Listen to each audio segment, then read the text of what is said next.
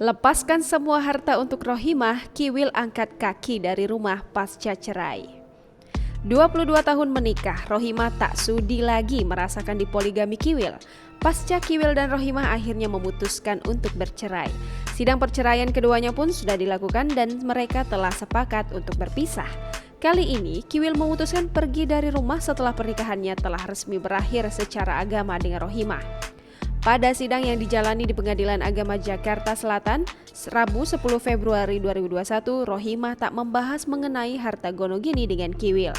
Kiwil menyampaikan semua itu telah diserahkan kepada Rohimah. Bak membenarkan pernyataan Rohimah, Kiwil mengaku bahwa dirinya tidak membawa apapun saat meninggalkan rumah. Menurut Kiwil, semua jerih payah hasil usaha yang dilakukannya memang diberikan kepada istrinya.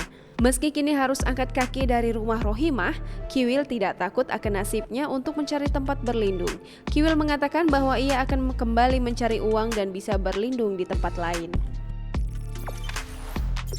Jangan lupa subscribe, share, komen, dan like ya!